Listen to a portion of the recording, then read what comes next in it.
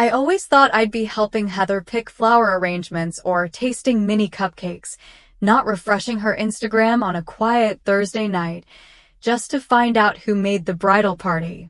It was the kind of cold that crept in through window frames, even with the heat on. Outside, Denver's sidewalks shimmered faintly under the snow, and inside, my studio apartment glowed with soft task lighting and the pastel chaos of event boards pinned to cork walls. My client, a tech entrepreneur with a flair for drama, wanted a rooftop winter gala with Scandinavian elegance, whatever that meant. I had 3 color-coded lists open, a post-it stuck to my laptop warning me to confirm the snow machine rental by 9 a.m., and a scented candle burning low near the window. I was halfway through typing an email to a florist when I checked Heather's stories. Just for a break. Just for a minute. There they were, 5 girls in pale silk robes with initials embroidered in gold thread, toasting with champagne flutes. The caption read, "Couldn't do this without my favorite people 2 hearts, #bridal tribe." In the back row, standing slightly off-center, was our cousin Lindsay. Heather once called her forgettable. And yet there she was, beaming. I stared, then blinked, scrolled up, down. No tag for me. The old promise floated up, uninvited. 2 girls under a blanket fort, whispering by flashlight. "If you get married first, I'll be your maid of honor," Heather had said. Promise. I'd nodded. Promise.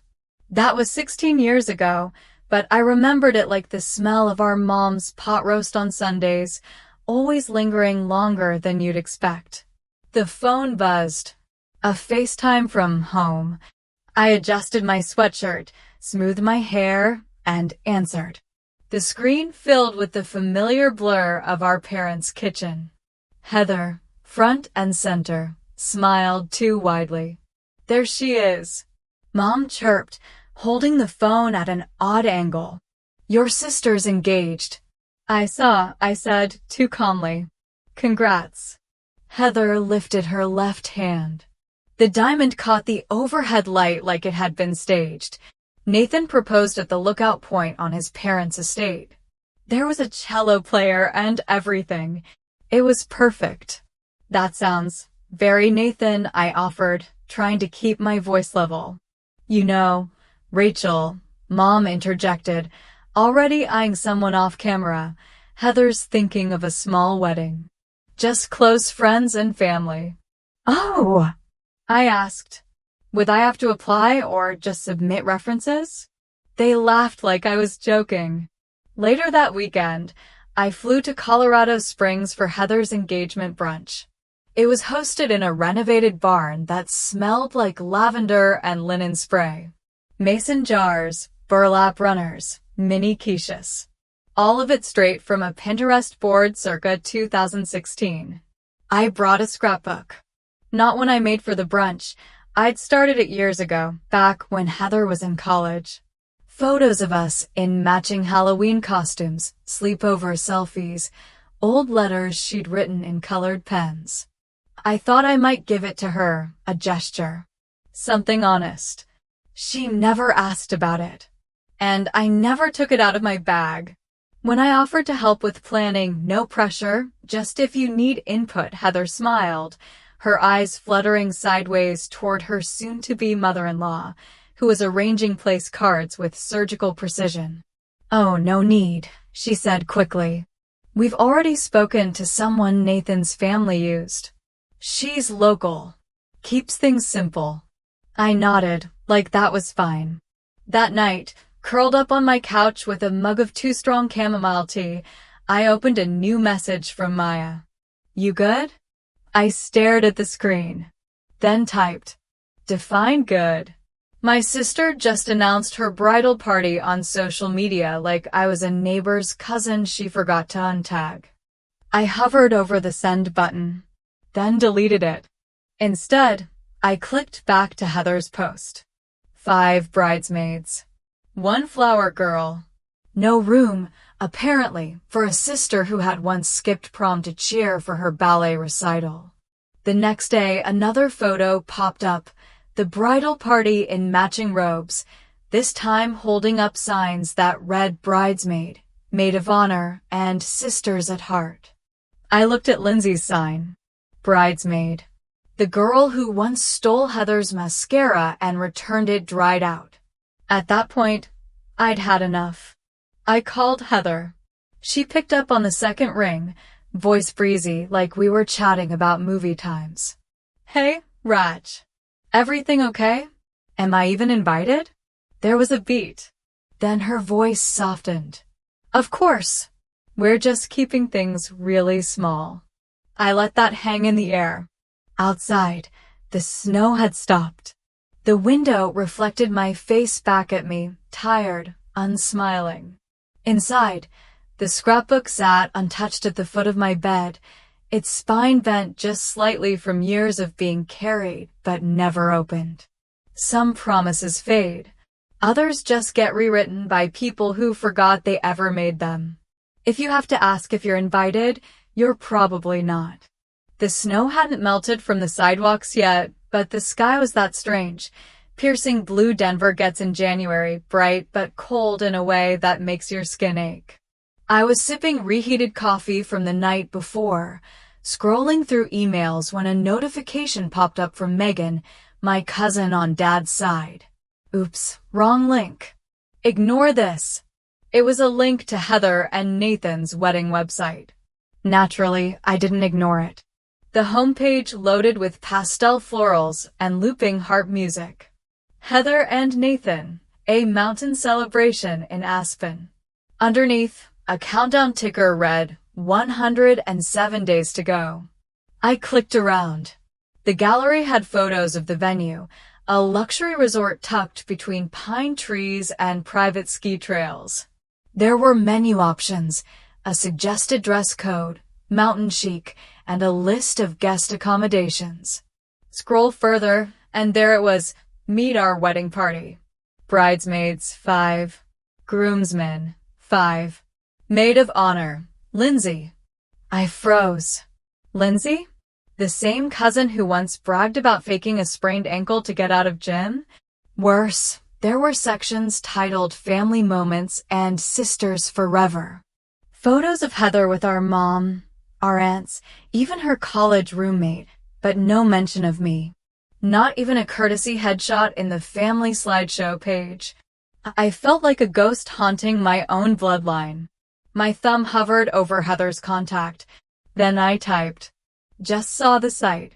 Want to explain?" She didn't respond for hours. When she finally did, it was just. Still finalizing some things. Lots of moving parts. Hope you understand. Hope you understand.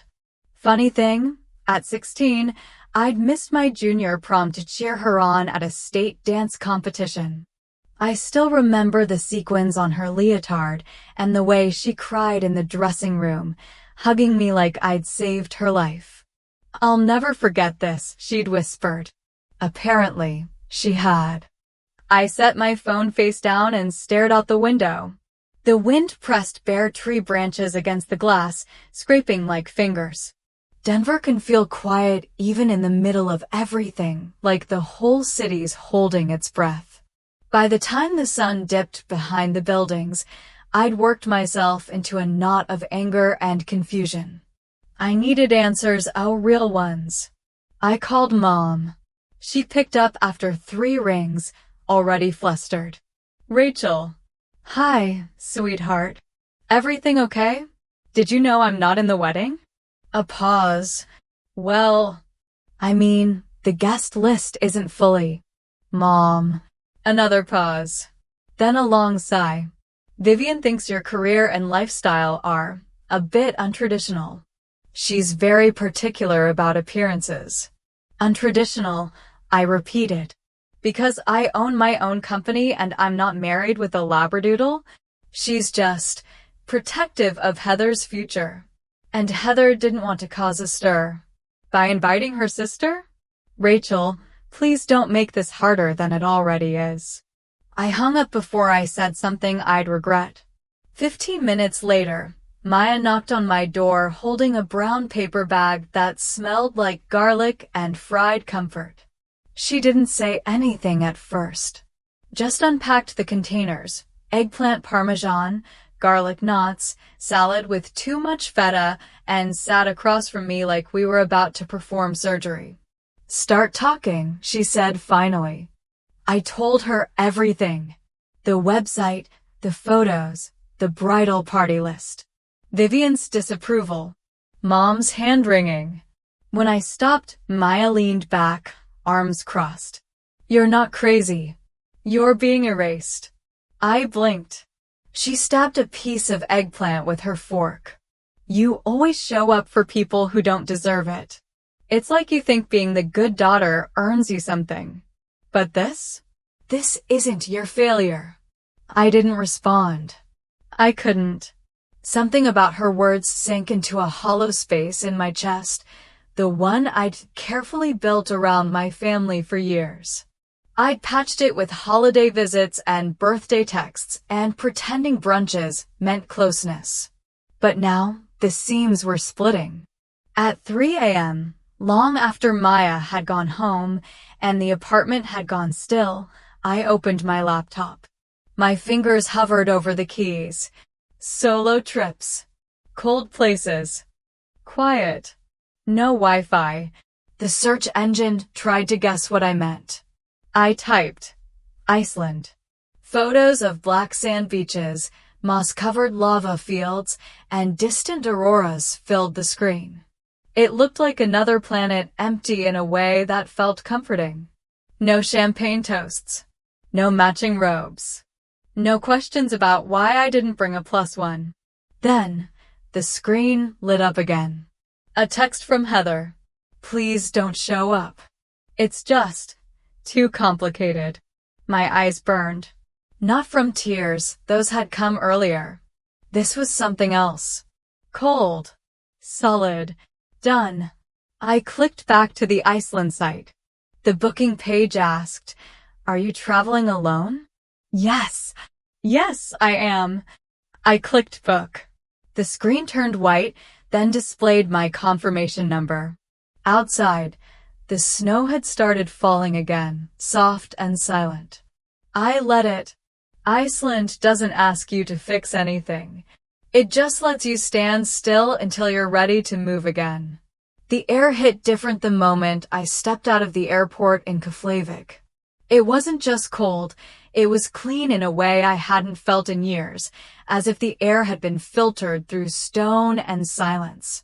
My breath fogged in front of me while I waited for the shuttle that would take me east, toward Vik.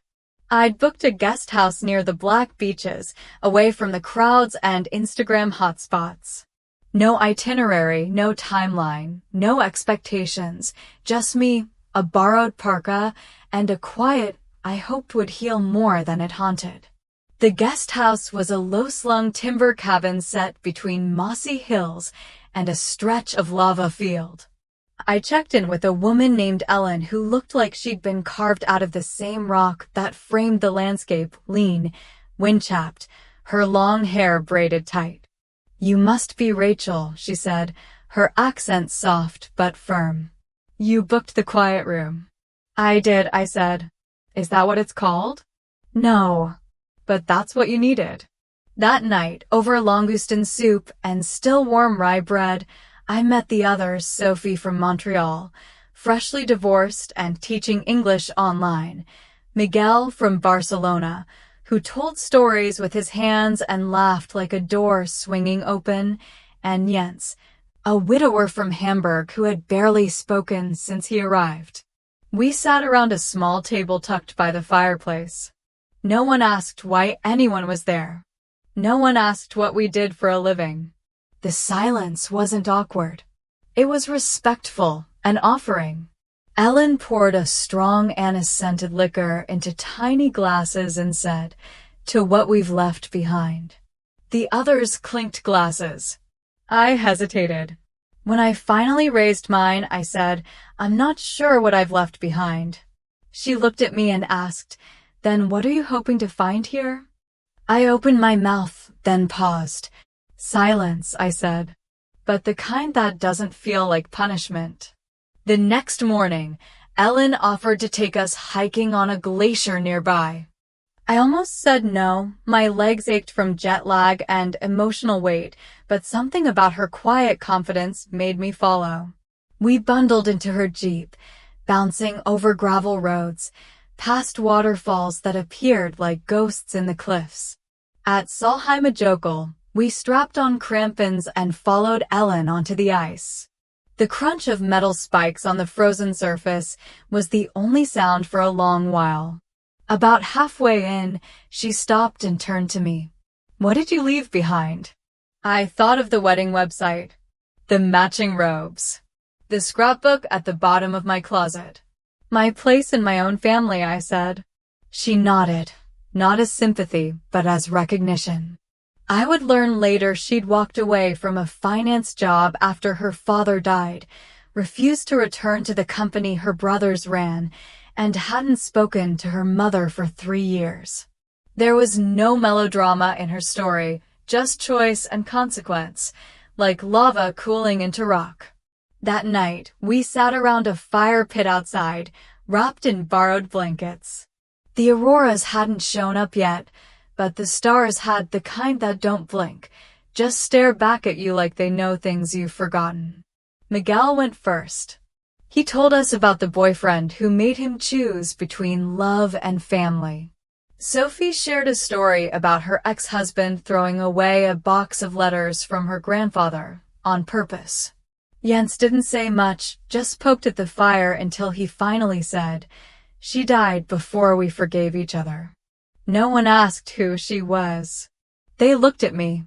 I hadn't planned to speak, but it came out anyway. I wasn't uninvited, I said. I was erased. The wind shifted. No one said a word. Then Ellen, quiet as ever, said, "You don't need to be chosen to belong." Later, after the fire died down, I took a walk alone. The wind bit my face and my nose had gone numb, but I didn't care. I needed to reach higher ground. I followed a ridge trail I'd spotted earlier that day. It wasn't steep, just steady. At the top, the land fell away into shadow and snow, and beyond that, the ocean shimmered beneath a sky smudged with stars. I stood there for a long time. Then, without warning, I let out a scream. Not a wild, rage-fueled scream. Not a cry for help. Just a long, guttural release from the deepest part of me, the part that had held its breath through brunches and birthdays and bridal posts. The wind took it and gave nothing back. And still, I felt lighter. When I returned to the guest house, my cheeks raw and throat hoarse, I found my phone blinking on the nightstand. 12 missed calls. 1 voicemail. I hesitated before playing it. Heather's voice came through, shaking. "Rachel, please, we need you. It's a mess. I don't know what to do." She was crying. I set the phone down. Ellen knocked gently on the door frame. She didn't enter, just said, "The sky's about to dance. If you're coming, bring your boots." I looked at the screen once more. The voicemail sat there like a splinter, something that didn't belong but couldn't be ignored. I slipped on my boots. Let the sky dance first, I thought. Let the rest wait.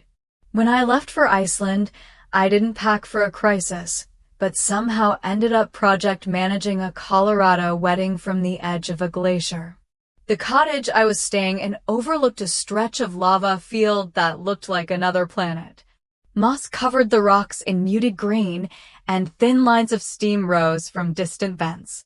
It was late morning here, still dark back in Aspen, but the silence around me felt full, like a song holding its breath. I was halfway through my second cup of tea when the phone buzzed, buzzing so hard it rattled against the wooden table. 12 missed calls. 5 from Heather. 1 from Nathan. Even 1 from Mom, which was unusual enough to raise my eyebrow. And then a FaceTime request. I let it ring twice before answering. Heather's face filled the screen, blotchy, panicked, and surrounded by chaos. I could hear raised voices in the background. Behind her, someone slammed a door. She looked like she'd been crying for hours. "Rachel," she started, voice trembling. "Please, don't hang up." "Hi, I know I have no right, but it's a disaster." I didn't speak. Just waited. The venue, she rushed on. There was a pipe that burst overnight. Flooded the whole reception area. And Vanessa, our coordinator, she quit yesterday after Mom had words with her. We have nothing. I exhaled slowly, letting the steam from my tea curl over my lip. "Ellen," I said, turning to the doorway. She was standing there with a fresh mug, watching without intrusion. She walked in, set the tea beside me, and left without saying a word. "She doesn't speak much," I said absently. "What?" Heather's voice crackled. "Nothing. Tell me everything, start to finish." And just like that, I was back in it. Not as a sister, as a professional. Nathan appeared on screen, hair askew, tie half-dyed, face pale. "We don't know what to do," he admitted, shoulders slumping. "My parents are threatening to move the whole thing to their estate in New Hampshire. But the guests are already here. The caterer says they can't pivot on such short notice. And we don't have an officiant anymore. Our minister got strep throat." I rolled up the sleeves of my oversized sweater and opened my laptop. "Okay," I said. "Listen to me carefully. You need to call Janet at Westbrook Gardens. Tell her you're my sister. Use my name. Tell her it's a last-minute request, and you'll take any available space. She owes me from the Falcone Gala last year." Heather nodded frantically and started tapping her phone. "Nathan," I continued, "your uncle, he's a judge, right?" He blinked. "Yes. Then he can officiate. Have your dad call him. Offer to write the script yourself if needed. As for catering, call Tony at Maxwell's Premiere. Mention my name and offer 15% above their rate. He has a mobile team.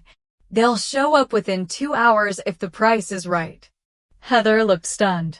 Nathan mouthed something to someone off-screen and sprinted out of frame. I kept talking, sending links, contact info, vendor notes from the hundreds of events I'd curated.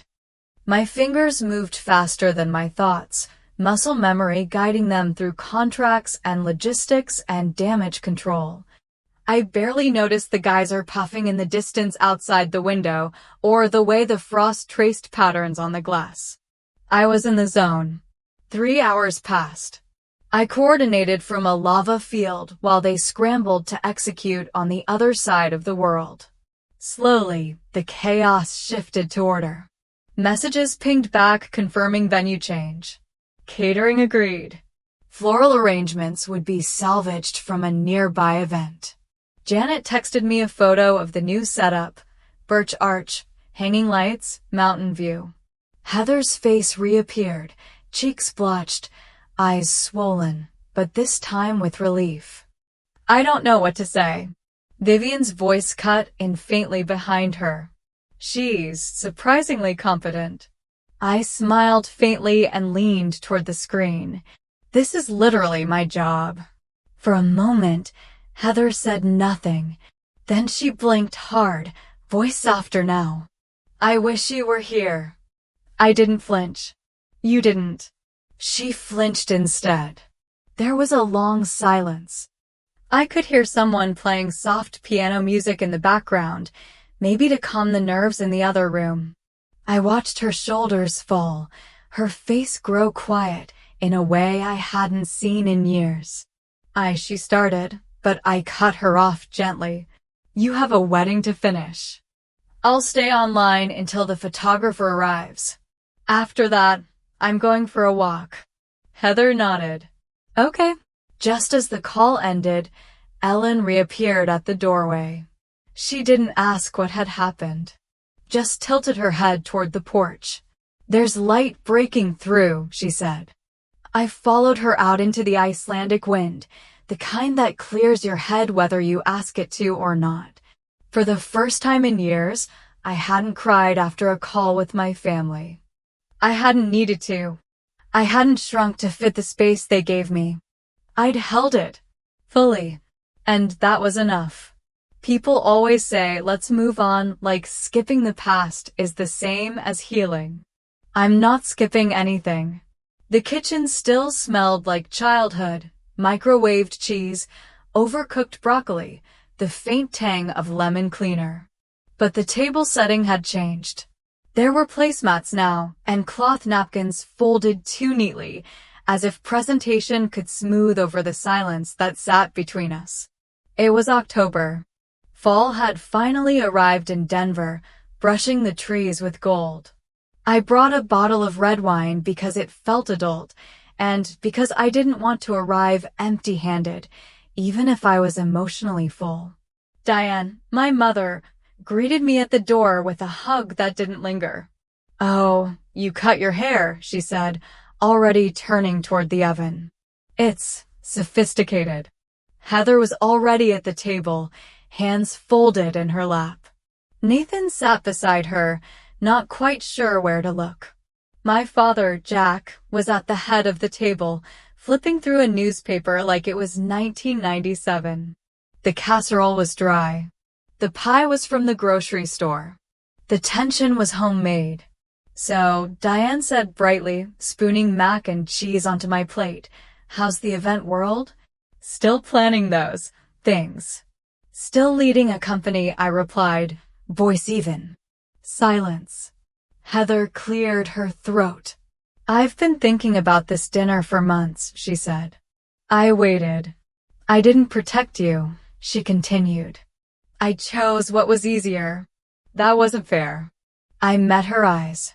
"I didn't want protection," I said. "I wanted truth." She nodded. "I know." It wasn't dramatic.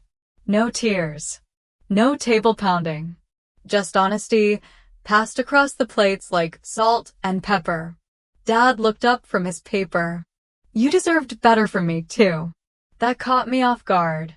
"I thought staying out of it was being neutral," he said, folding the paper slowly. But silence. It isn't neutral. It's siding with whoever holds the most power. When I was 12, Heather had broken a vase and blamed it on a gust of wind. I'd seen her do it. When I told the truth, my father had said, "No need to stir the pot." I'd never forgotten that. Tonight, I stirred it. Calmly. Thoroughly. Nathan spoke next, voice quieter than I'd ever heard it. "My sister Claire is getting married next year," he said. "She saw what you did, from Iceland, no less, and was really impressed." I looked at him. "She'd love to talk with you about planning it." I didn't smile, just sipped my wine. "She can reach out through my office." That was the difference now. I wasn't family by default. I was a professional with boundaries. Mom tried again, tone lighter. "Well, isn't that nice? And here we are, all together. That's what matters."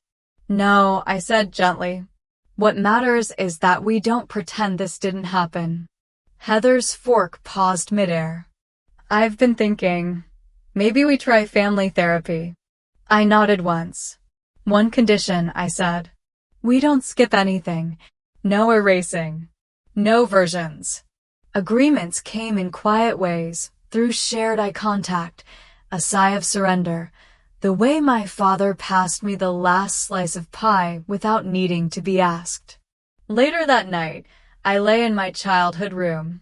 The posters were gone, but the ceiling still had that faint glow from a long-faded sticker constellation. I stared at it for a while, listening to the heater creak in the walls. My phone buzzed. "Maya, did you survive it?" I smiled.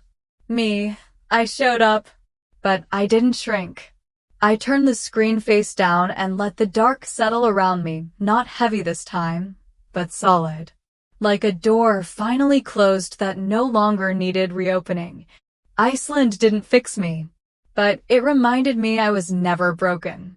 Claire Wallace's winter wedding went off without a hitch, which, of course, meant I was working nonstop for 3 days straight to make sure everything appeared effortless. The mansion in Beacon Hill was exactly her style, historic without being stuffy, opulent without being overbearing. The ballroom was lit with candle sconces and chandeliers wrapped in greenery. Waiters floated through the space with champagne towers and butlered hors d'oeuvres, while a string quartet played a modern cover of Fleetwood Mac. It was the kind of event that made you forget the chaos behind the scenes. That was always my favorite part. Claire had been respectful from the first phone call. She showed up to meetings prepared, paid deposits early, and never once asked for discounts because we're basically family. I appreciated her for that, for treating me like what I was, a professional. It had been a long week, but when I returned to my apartment that night, still in my heels, coat half-zipped, I felt something rare, contentment without collapse. The holiday lights strung across my windows gave off a soft golden hue.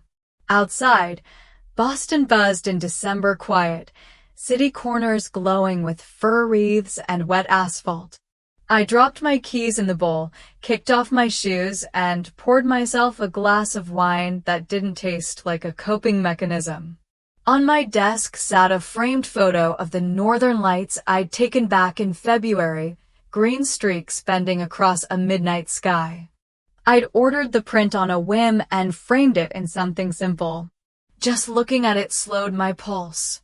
My phone buzzed. Heather, therapy's rough, but I'm showing up. You want coffee sometime? I stared at the message, thumb hovering. I typed, maybe, not no. No period. No need for finality. Another notification chimed in, voicemail from my mom. I played the transcript instead of listening. Diane Morgan, family dinner Sunday. No pressure. But it would mean a lot. I didn't delete it. I didn't respond either. I just saved it. That was the difference now. Nothing had to be urgent. Nothing had to be either / or. I opened my laptop to prep invoices and found an email flagged as important. Subject, interview request, Business Insider. Body, we're doing a feature on crisis wedding planners. Word is, you rescued a Colorado wedding from Iceland. We'd love to talk. I laughed out loud, just once, but real. Rachel Morgan. Not the forgotten sister. Not the backup plan. Just the woman who made magic out of messes and didn't apologize for it. Later that night, I opened a video call with Ellen.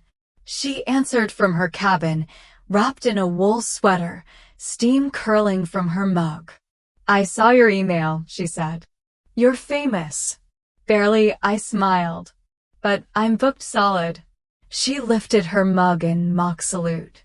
Ready for round 2? I turned the laptop so she could see the print of the lights on my wall. More than ever. After we hung up, I pulled my suitcase from the closet and unzipped it on the bed. It still smelled faintly of cedar and salt air. I folded in thermals, sweaters, the wool socks I'd splurged on after the first trip. Then I slipped the glacier photo into the front pocket. No hesitation this time. Outside, the street lamp flickered once and steadied. Snow began to fall in flakes that melted the second they hit the pavement. I didn't rush to the window. I just let it fall. Because the light that mattered, the one I carried, wasn't out there anymore. It had stayed with me. When I zipped up my suitcase this time, there was no hesitation, only clarity. I wasn't running away from anyone. I was simply walking toward the version of myself I'd learned to honor. Sometimes, family love comes with conditions we never agreed to, but setting gentle boundaries doesn't mean closing the door. It just means we finally learned how to knock for ourselves. If you've ever had to choose between peace and pleasing others, I hope you remember this. Choosing yourself isn't selfish, it's sacred. And if this story resonated with you, I'd love to hear your reflections.